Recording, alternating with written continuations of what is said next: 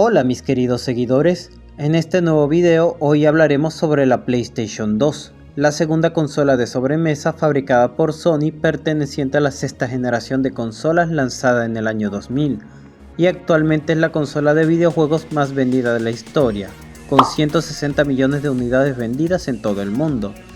Y la clave de su éxito se debió a varios factores, pues para empezar esta tenía retrocompatibilidad con su antecesora la PlayStation 1, dando la posibilidad de poder jugar todos los juegos de su hermana mayor y así extender aún más su catálogo. Además de que la PlayStation 2 venía incorporado con un lector de DVD, por lo que ofrecía no solo la posibilidad de jugar juegos, sino también poder ver películas en ese formato, pues el DVD se estaba haciendo muy popular en aquellos años, pero los reproductores eran demasiado caros. Y la PlayStation 2, al ser una consola en su tiempo algo más barata que un reproductor de DVD, se imaginarán todo lo que vendió. Durante toda su vida se han producido 3 modelos distintos de la PlayStation 2, entre estos se encuentra la versión Fat, la cual es la que poseo yo, la versión Slim, que es un modelo mucho más pequeño y compacto, y una no muy conocida que fue lanzada solamente en Japón, la cual es la PSX. Y esta es un híbrido entre centro multimedia y consola de videojuegos, que como curiosidad, esta consola fue la primera de Sony en traer la interfaz XMB utilizada también en la PSP y la PlayStation 3. El modelo que poseo en mis manos es el FAT, y personalmente lo considero el mejor de todos los modelos, pues es el que más ventajas nos ofrece a nivel técnico, aunque a nivel de potencia todos los modelos son exactamente iguales. Y este modelo en concreto ofrece algo muy interesante, lo cual hablaremos más adelante. Y la conexión, la verdad que es bastante estándar en todos los modelos, pues tenemos lo que es el conector de la corriente, el puerto de salida de video que soporta varias conexiones, como el cable estándar de video, cable por componentes y un adaptador HDMI que vende muy barato en AliExpress que sirve para conectarlo a televisores modernos. Y por último tenemos el conector de audio óptico para obtener una mayor calidad de audio en dispositivos compatibles. Además de que tenemos un switch de encendido y apagado de la fuente de poder interna con un sonido muy satisfactorio. En el modelo FAT tenemos este puerto de expansión, el cual nos sirve para conectarle un adaptador de red para la consola y así poder conectarse a internet para poder jugar. Aunque en los modelos Slim ya el conector de Ethernet viene incluido con la consola por defecto. Y la ventaja de este accesorio es que no solo servía para conectarse a internet, sino que se le podía instalar un disco duro, aunque muy pocos juegos llegaron a utilizar esta función del disco duro, pero más adelante veremos para qué nos sirve actualmente. Por la parte de adelante tenemos los conectores tanto para enchufar las memory cards, las cuales sirven para guardar las partidas de nuestros juegos, como para los controles, los cuales soporta tanto los originales de la PlayStation 1 como los DualShock. Y tenemos también en todos los modelos dos puertos USB 1.1 que sirven para conectarle distintos accesorios, aunque después veremos de lo que son realmente capaces estos puertos USB. Además de que en algunos modelos FAT más antiguos viene un conector FireWire llamado E-Link, el cual servía para conectar entre sí dos PlayStation 2 al mismo tiempo, y así poder jugar de forma local los juegos en multijugador. Y por último obviamente tenemos el lector de DVD junto con los botones de encendido y reset, más el botón para abrir o expulsar la bandeja del lector. Lo interesante con casi todas las consolas PlayStation 2 es que actualmente podemos instalarle a través de la memory card un programa llamado FreeMacBoot, el cual nos permitirá ejecutar Homebrew y otros programas que crea la comunidad para esta consola, aunque no en todos los modelos son compatibles, pues los modelos FAT Slim con la versión 79000 para atrás son totalmente compatibles y se puede instalar sin ningún problema. En cambio los modelos Slim 90000 en adelante no lo puede ejecutar, aunque tenemos una alternativa y es que podemos instalarle a estos modelos el Fortuna, el cual es una versión de FreeMacBoot modificada que se puede ejecutar en los modelos 90000 con un diferente método. Y pues nada, uno de esos programas más famosos para cargar en el FreeMacBoot es el OpenPS2 Loader, o mejor conocido como OPL, el cual nos permite cargar backups de juegos tanto de PlayStation 1 como de PlayStation 2, y tenemos varias formas de hacerlo.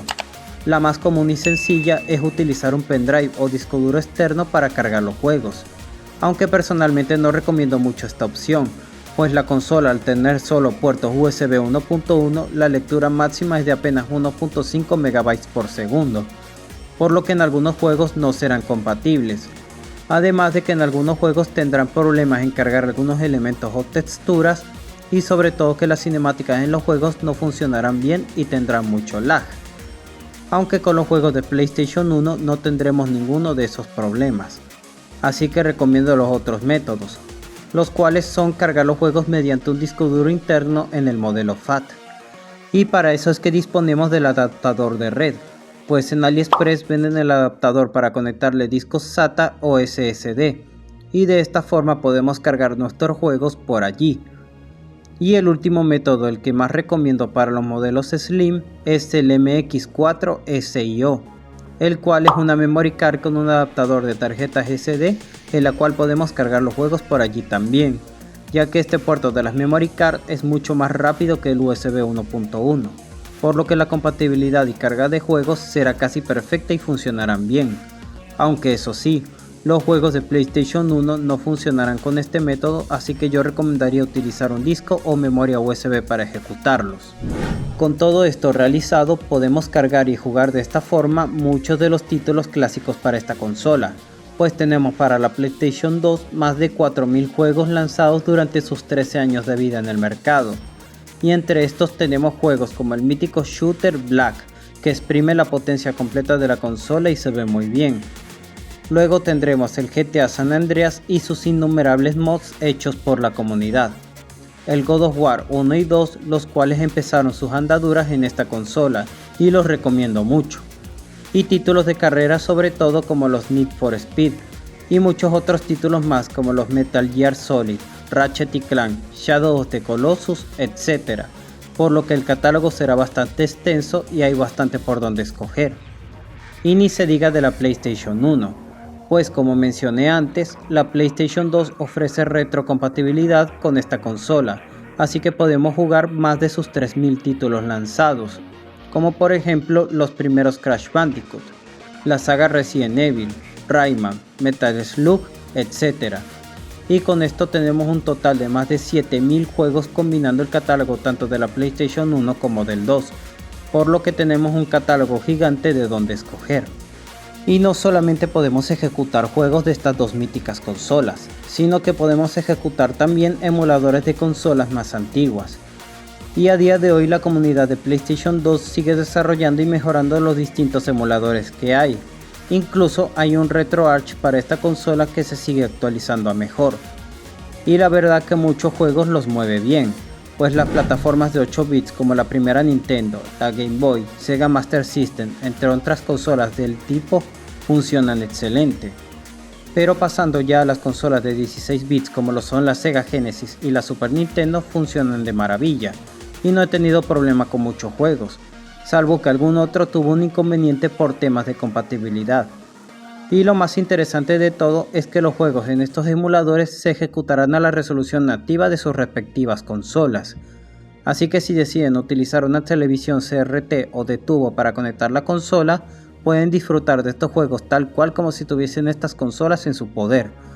Por lo que en la parte de emulación yo le doy su muy buen aprobado.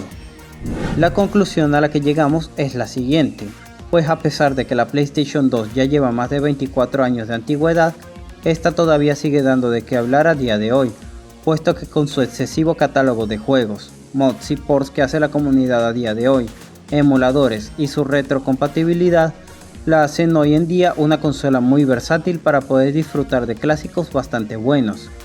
Y la consola, al tener esas 160 millones de unidades vendidas alrededor del mundo, no es cara de conseguir, pues por unos $50 más o menos se puede obtener una PlayStation 2, y con estas modificaciones que mencioné anteriormente, esta consola dará muchísimas horas de diversión independientemente de si son adultos o niños. Y claro está que hay gente que mencionará que tenemos hoy en día alternativas a la consola como lo es la emulación. Y la verdad es viable esta opción, pero para emular la consola claramente hay que tener un PC lo suficientemente potente para poder ejecutar correctamente la PlayStation 2. Y además la experiencia no será la misma, pues jugar los juegos y que se ejecuten de forma nativa en la consola y verlos en una televisión no es lo mismo que emularlos en su propia computadora. Además que la experiencia no sería tan divertida agarrando una de estas consolas y modificándolas al gusto de uno para saber hasta dónde realmente llegará su potencial. Bueno amigos, hasta aquí llegó el video de hoy, espero que les haya gustado. No olviden darle like y suscribirse a mi canal, que eso me motiva a seguir subiendo contenido de calidad para todos ustedes. Tampoco olviden activar la campanita para estar atentos a cualquier video que vaya subiendo. Y no se olviden de seguirme también en mis redes sociales de Instagram y TikTok. Pues nada, me despido de todos ustedes chicos. Hasta la próxima.